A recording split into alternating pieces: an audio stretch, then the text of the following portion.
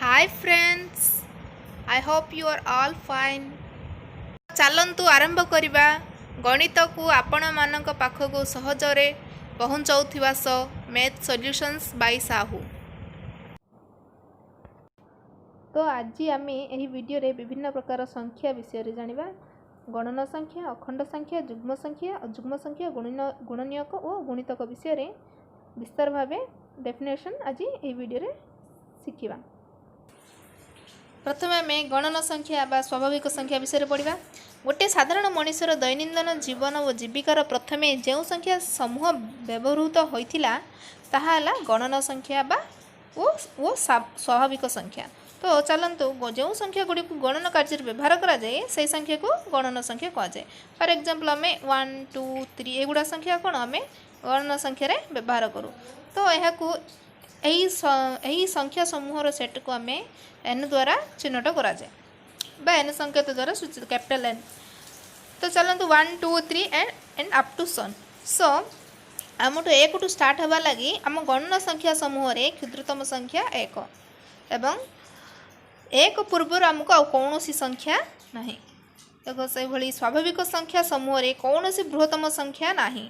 जिते बड़ संख्या हेले भी तार परवर्ती संख्या एक अच्छी। सो 9 पर 10 1000 अच्छी 1000 पर 1001 1 लाख अच्छी 1 लाख 1 crore अच्छी से भली 1 crore 1 + 1 से भाई तुम जिते बड़ संख्या नुह तार परवर्ती संख्या निश्चय गोटे थी एवं यह पूर्वोक्त संख्या ठारू एक बड़। नेक्स्ट चलवा संप्रसारित स्वाभाविक संख्या बा अखंड संख्या माने आम गणन संख्या बा स्वाभाविक संख्या जो कहते 1 2 3 एंड अप टू सन ता आगर गोटे 0 ऐड करिया द्वारा हमको संप्रसारित माने स्वाभाविक संख्या को टिके एक्स्ट्रा ऐड कराइतिबा लगी से संख्या को आम संप्रसारित स्वाभाविक संख्या कहुए। स्वाभाविक संख्या समूह सह शून्य को सामिल करी जो संख्या समूह सृष्टि है ताहा हला संप्रसारित स्वाभाविक संख्या समूह।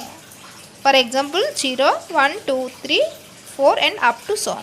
यह गणन संख्या को एन द्वारा सूचित करागला एवं संप्रसारित स्वाभाविक संख्या बा अखंड संख्या को एन स्टार और डब्ल्यू माने होल नंबर्स इंग्लिश रे होल नंबर कहगला।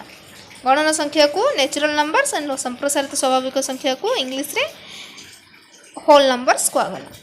सो बुझी पारले। सो नेक्स्ट चलो जिबा चलते आम युग्म संख्या विषय पढ़िया। जो पूर्ण संख्या 2 द्वारा संपूर्ण रूपे विभाजित हुए बा संख्यार एकक स्थान रे 0 2 4 6 8 जदि रही है तेबे ताहाकू युग्म संख्या कहुए। फॉर एग्जांपल देखंतु 2 4 6 8 10 12 एंड अप टू सन। देखंतु जो पूर्ण संख्या 2 द्वारा संपूर्ण रूपे फॉर एग्जांपल 2 की 10 द्वारा भाग करंतु भाग शेष 0 आसे एवं 18 भाग करंतु 2 की 18 द्वारा भाग कले 2 नुआ 18 भाग शेष 0। से भाई आम विभजित नियम अनुଯାयी संख्या एक स्थान जाचे संख्यार एक स्थान जदि फॉर एग्जांपल देखंतु तले नंबर्स गुड़ा दिए से तले नंबर रे एक स्थान रे 0 2 4 6 एंड 8 जो संख्यार अच्छी से संख्या को ही आम युग्म संख्या कहुए। कारण आमको जो संख्यार एक स्थान रे 0 2 4 6 8 रही है से संख्या को आम इक्वल 2 ग्रुप्स कर समान भाग रे 2 भाग रे भाग कर 2 द्वारा संपूर्ण रूपे विभाजित हुए से तेणुक से संख्या को आम युग्म संख्या कहगला। नेक्स्ट देखिए अयुग्म संख्या। जो पूर्ण संख्या 2 द्वारा संपूर्ण रूपे विभाजित नुहे मैंने देखो जो संख्या संपूर्ण रूपे विभाजित हुए ताकू युग्म संख्या जो संख्या विभाजित हुए ना से संख्या को अयुग्म संख्या कहुए। प्रथम संख्यार एक स्थान रे 1 3 5 7 9 जदि रही है से कौन युग्म संख्या 0 2 4 6 8 माने युग्म संख्या व्यतीत अन्य जो संख्या रहा से गुड़ा सब अयुग्म संख्या तेबे ताहाकू तेबे ताहाकू अयुग्म संख्या कहुए। संख्यार एक स्थान रे 1 3 5 7 9 जदि रही है तेबे ताहाकू अयुग्म संख्या कहुए। बुझीपारे। प्रथम 3 देखंतु 2 रे भाग करंतु 2 1 2 भाग शेष 1 तो एटा कौन अयुग्म संख्या। 4 रखंतु 2 की 2 दुणे 4 भाग शेष 0 एटा युग्म संख्या। देखंतु 18 3 2 रे भाग करंतु 2 नुआ 18 युग्म संख्या।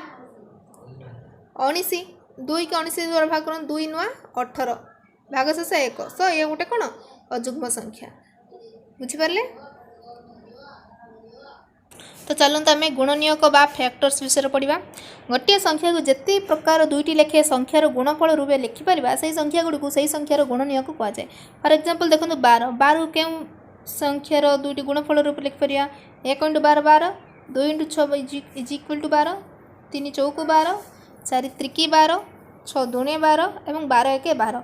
सो आम जो संख्या दुईटर गुणफल रूपे लिखिपारे से ही संख्या को आम एठार देखु 1 2 3 4 6 और 12 को 12 संख्यार गुणनीयक बोली कहुए। बुझिपारे।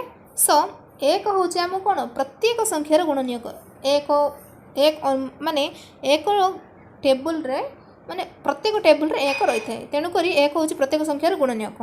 प्रत्येक संख्या से ही संख्यार मध्य गुणनीयक 12 टेबुल रे 12 थाए, 4 टेबुल रे 4 थाए, माने जो संख्या नब से संख्या हूँ से संख्यार गुणनीयक। बुझिपारे। सो नेक्स्ट वन पढ़ा गुणितक। गुणितक माने मल्टीपल्स इंग्लिश रे।